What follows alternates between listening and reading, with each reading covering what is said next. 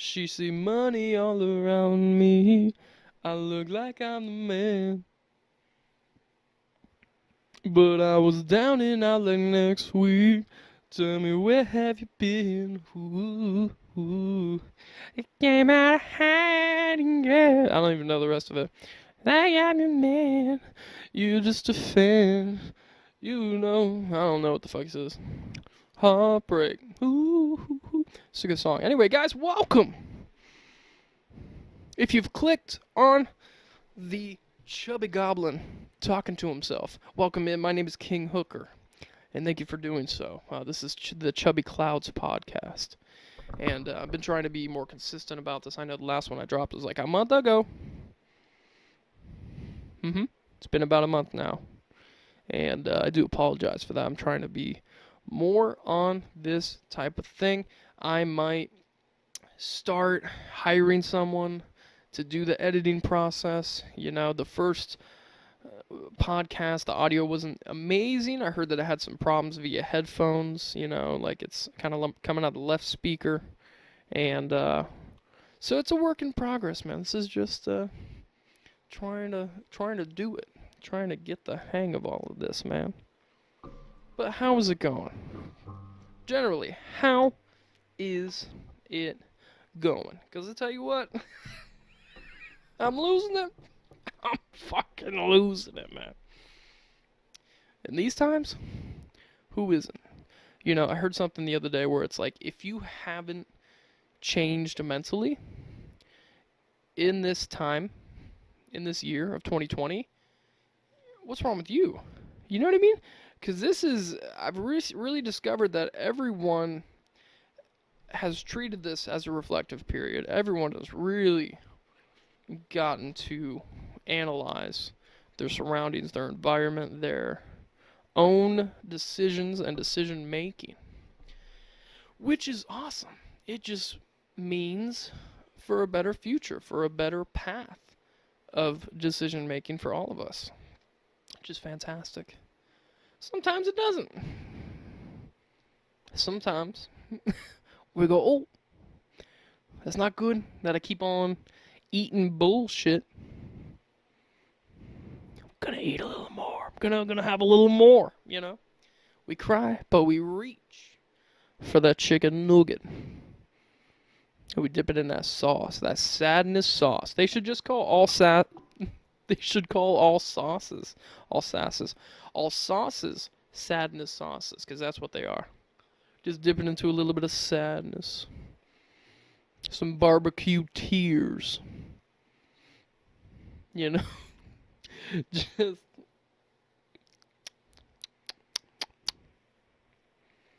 I don't know, man. It's been a ride, that's for sure. I feel like we're all stronger, you know? We are all just a better people, I hope. I hope we're better united. I hope that we can help each other more. And I genuinely mean that. I'm not just trying to, you know, come up with shit to say. Actually, I am, because that's the point of this thing, right? Just trying to be off at the top of the dome. This big old bobbly thing. Just trying to produce thought, if possible, man. I just wish, you know, I think what it'll do is we'll value our decisions and what impact they make. Does that make sense? Because we can put so much effort behind a decision, behind a movement, and it creates this domino effect in our lives that we didn't realize, the smallest thing that we might disregard and might forget about. We'll be like, how did I get here? I don't think that way. I think I am in the environment because I've put myself there. I'm surrounded by these people because I've chosen to surround myself with these people. Some of them aren't the greatest people, but I'm not the greatest person. None of us should consider ourselves the greatest people, you know? I remember back, I used to play basketball after school, freshman year of high school, and I never played on a team. I was never that good. I really sucked. I was just, but that's a good analogy for just trying to get it in the hole, right? We're all just shooting our shot. We're all just trying to get it in the hoop. Just trying to make that. And sometimes we're better at defense. Sometimes, honestly, I was really good at defense. I was not bad at blocking. At my little cankles, my little chubby ass. Everybody would be like, "Hey man, where are them cankles coming from? I can't get a shot in. This little troll is fucking up this game." But I'd be pretty good. I'd bap that ball out of whoever's hand it was in. I give it a good bap. I couldn't block, because I was 5'5" at the time, and these guys were 6'4" in high school. And I could give it a bap. I couldn't block, right? Couldn't actually get that out of here. But I could get the under boob of the ball while it's midair. I could get that little, just do one of these to it. Just enough to where I could throw it off of its destined destination. Targeted destination. That's a better way to put that. But sometimes that's all you need, right? Sometimes we put so much effort and so much energy into that bap. And then sometimes you just end up knocking it into, another player's hand, and he ends up shooting and scoring. It's like, oh shit, I should just go home. I should just cry about it and talk about it in a podcast. 10 years later.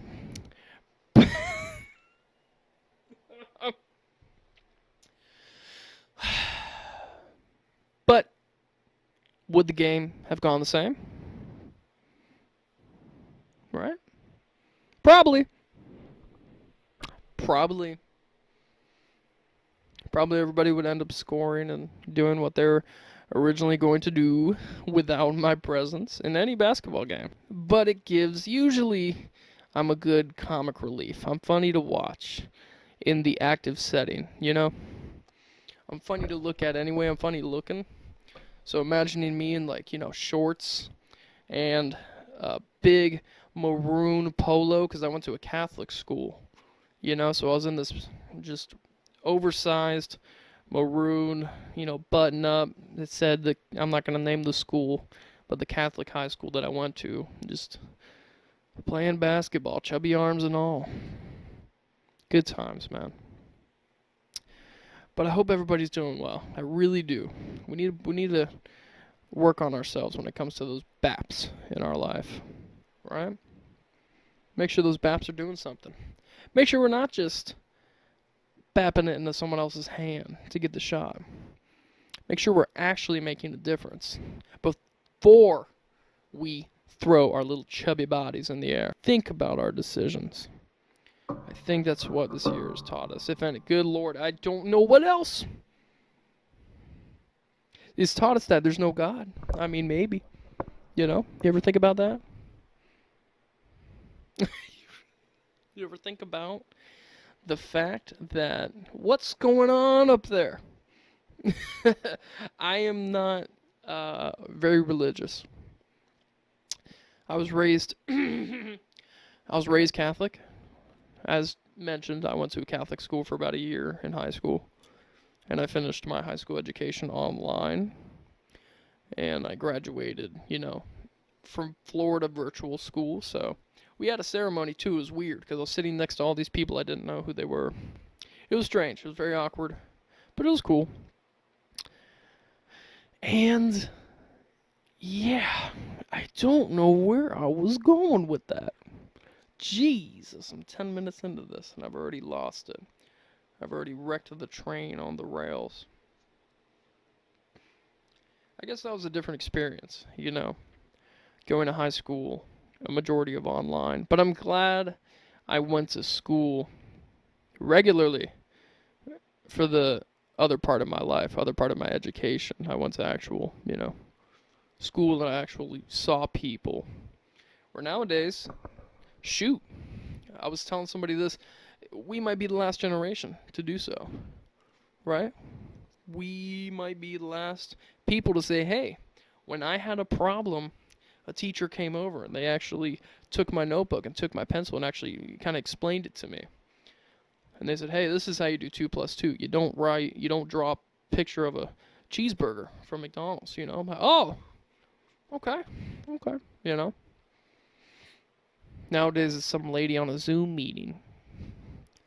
Please put your pencils down. Please, screen number 3, I can see screen number 3, I can see you're jacking off. Please close your monitor if you're going to masturbate, okay, kids? Now, in 1923, could you imagine what it's like to be a child in 2020? I barely just got out. I'm 23 years old. I'm about to be 24. But I barely just dove out of childhood with a jetpack, right? I'm at the, I'm in that adulthood, but just barely. You know what I mean? Ooh, how tough it's gotta be.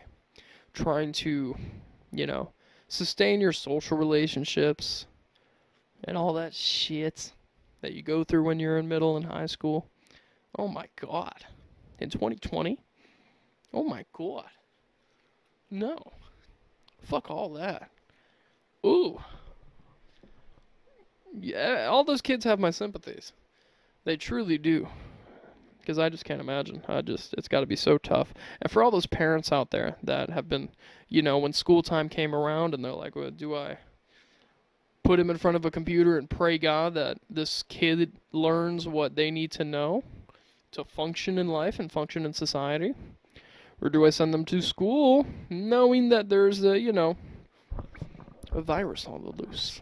Knowing that there's a invisible serial killer named COVID. And she's 19. At least COVID is telling people she's 19. And then she's getting them on film. And then she's going to the officer saying, I'm 17. And a lot of people are getting fucked because of it. Am I saying COVID-19 is a minor? No, I'm not.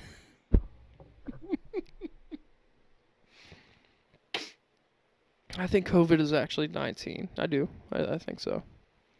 I think she's of age. But she's fucking up everybody's life, man. Killing a lot of people out here. Out in these streets. All we can do is sit by and just watch. Just, wow. We're all sitting on the sidelines like Owen Wilson. Just, wow. Marveling at what the world has become. I'm doing some shows, I'm getting back into the groove of the stand-up comedy world. That was kind of fun. I'm actually going to bounce again. You don't realize, but it's really fun when fat people bounce, because it's like, the best, your titties and everything. Anyway, comedy's coming back, man. Comedy's coming back in a big way. Hopefully. Hopefully we don't, get into a civil war by next year. God, I was listening to a podcast and they were talking about, it was actually Tim Dillon. I love Tim Dillon's show. Shout out to him. And he was talking to Candace Owens. And oh my God. I encourage you to take a listen. If you don't know who Tim Dillon is, very funny comedian and podcaster. If you don't know who Candace Owens is, she is a black young female. And I don't know a lot about her. I know she's a conservative figure. And I think she's a journalist. I'm not sure. But it's fascinating to hear some of her views. And some of them I agreed with them. Some of them I was like, well, hold on now. It was like, pump the brakes. But, wow. It really, different perspectives are very healthy, I think. To look at everything and make your own decisions. I mean, that's the way to go. That's all we're left with, right? We are left with our own decisions and what we have. And it's scary. And some of it, most of it, is out of our control. Actually, a lot of it is out of our control. We can only, what is it? We can only control our reaction. We cannot control the actual event or whatever happens to us. Does that make sense? We can only control how we feel about it and what we decide to do from there. Grandma's dead. Boom. Fuck. Bye, Granny. You know, you get your car gets totaled, right? Fuck. Or, I don't know, a homeless man, I'm trying to think of something random. Homeless man kicks through your window and just shits on your bed. This is my window right back here. What if, and it's kind of likely out here in Lake Wales, Florida, for just, homeless Billy Bob to bust through your doors and leave a steamy goblin right in the middle of your living room floor. What if he was just to take a dump right in the middle of my place, man? What would you do? You can't control that guy. You can't control that happening. Well, maybe lock your doors, but he's gonna find a way in. He's going to find a way in. There's no way around it. You can only control how you feel about it. Your emotions, your reaction, your actions. Lord knows it's been a wild time trying to dictate mine. I've made a lot of shitty ones. I'm not gonna lie to you. Made a lot of shitty decisions. A lot of things I'm not proud of.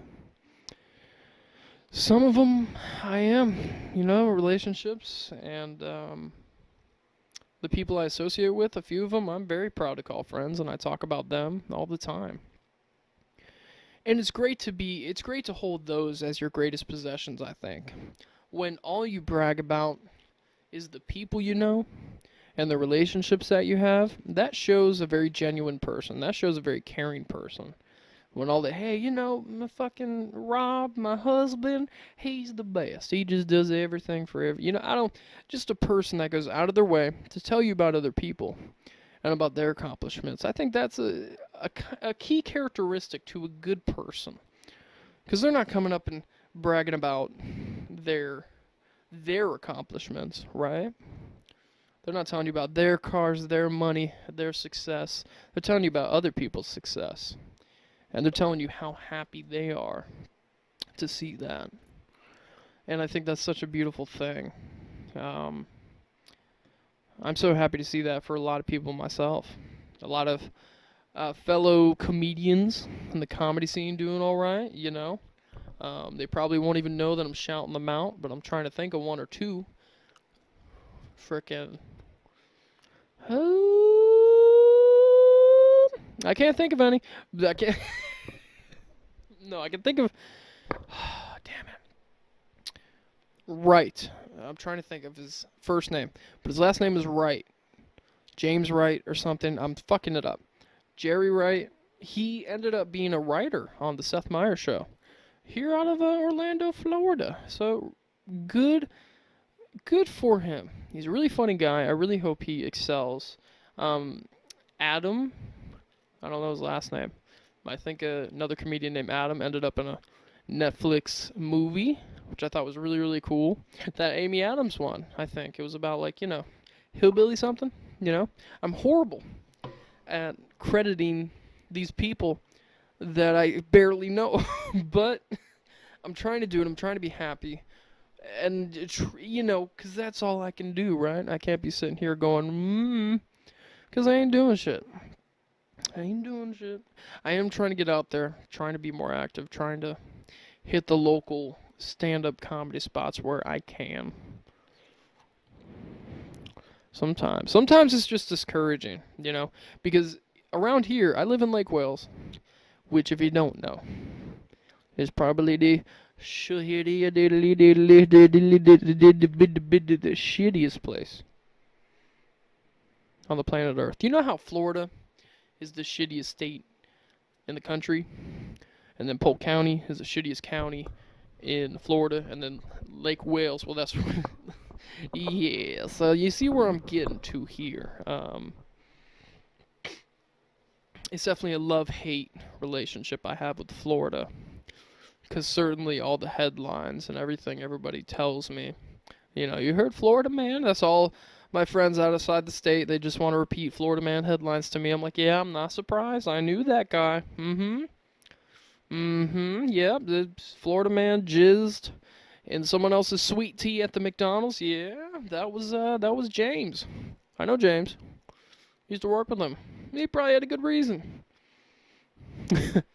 He made that sweet tea just a little bit sweeter. Put his kids in it. God damn it. Put his goddamn kids in that tea. I hope she took a sip.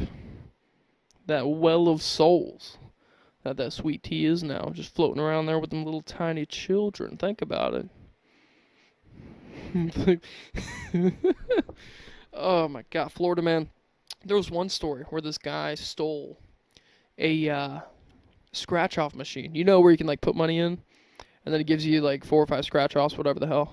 He stole one of those machines and then tried to cash the winning tickets he got from that machine at the same place that he stole it. This was a real story. I think I heard it on the radio. I do listen to radio a little bit here and there when nothing else is on. I'm like, I don't feel like streaming music or using my phone battery. Who else is sad and is making a living still off of radio? So I turn that on. It's okay. It's alright. I do get pissed off whenever the radio people have to talk right up to the last second of the vocals coming in on whatever song. You know? Because it'll be like, they'll be going like, this is better than 95.1, you guys, we can play all the hits. This is the song by Billie Eilish called What's in My Throat. It might be something depressing. And then, she cuts off and, there's something in my throat. You know how it is? They talk right up to the last second. It's like, shut the fuck up. Let the music play. You're getting paid to shut up. Shut up and promote the radio station, and that's it. They do that. I think radio DJs think it's a talent whenever they talk to the last second of whatever their song, whatever song's coming up. And it pisses me off. Pisses me off. I see so many homeless people out here. When my bank account is in the single digits most of the time, let me tell you, I would say double digits, actually. I give myself a little bit more. I'm in the double digits. But damn it, when they're in the triple, it's a good day. It's an okay day. I get paid all right, but it's just like rent, car, and then usually I take a chunk of it and I try to put it into what I'm doing. In this case, I had to pay a videographer. Shout out to Wolf Elliott. Does all my music videos. I'm filming a music video next week. It's going to be fire. Usually a chunk of it I invest right back into whatever I'm doing. May it be, some Spotify playlisting, and sometimes it's not very productive at all. I've bought a lot of bullshit during quarantine. Oh, let me tell you. Let me tell you about the bullshit I've bought. Dude, I bought a cloak. You heard me. I bought a cloak. I bought a satin cloak. It was $60 from Amazon.com. Because I thought, let me get something that's, a little outer layer, a little something to just kind of wrap up in and curl in and just be cool and a little something, right? I got that thing. beautiful. It was black and green, and again, the inside of it, the inner lane of it was satin, and it was beautiful. But the second I put it on, I looked like the biggest fucking nerd you've ever seen. It just looked like a cape. And it was the most unfortunate thing I've ever seen in the mirror. I'm like, wow, I didn't think it was possible to look more like a dork. So I burned it. I said, Amazon, would you like it back? They said, we'll take it back. We'll give you your money back. I said, fuck it. It's going in the burn pile. Don't you sell this to anyone else. No. I should actually leave an Amazon review of like great quality, very soft, very nice, exactly what I expected, but made me look like the unnecessary superhero, super titties. That's what I looked like. I looked like C Cup Supreme, here to save the day. Here to fix every McDonald's ice cream machine that's broken in America. That's the superhero that I look like when I put on a cape. What do you look like? It was just sad. I've bought some shoes. I bought some new kicks, right? I've been doing some Christmas shopping. We got Christmas coming up. Everybody excited about Christmas. I love Christmas myself. I like Christmas mainly for the useless items that I receive. My pug Murray passed away. So rest in peace, Mr. Murray. But that is one thing I'm not looking forward to. What I am looking forward to is not receiving a bunch of pug gifts. When you own a funny looking animal, such as a pug, all you receive are gifts with that animal on it. Shirts, bags, whatever, cups, all with little pug cute, little sayings on them like pug life and everything. I'm like, this is great. I already got one of these at home. I don't need pictures of it on a bunch of shit I don't need. I got frickin' pug hand warmers one time. These little mushy pieces of gel things that are shaped like pug faces that you can put in the microwave for when it's cold and heat them up and hold them. I live in Florida. The most useless gift I've ever received. Look at this shit. I am surrounded by my fallen friend. So no more pug things, please, no more pug gifts. I miss him with all my heart. I really do. Rest in peace, Murray. But you gotta stop with the pug shit. It's getting real old. I think I'm gonna leave it here. I'm gonna leave it there. I hope to do this again very soon. I'm hoping to. There I go again. I'm hoping to upload these more often again. If I can do, what is this, around 30 minutes, something like that. If I can do that every week, just get on a schedule with this shit, man. Maybe I'll choose my days like today. Today's Sunday, to get on a stricter recording schedule. So, with that being said, bless everybody out there, and I hope you don't give me pug shit for Christmas. That's all I'm asking. But have a good day. Have a good night. Thank you so much. You're a hooker!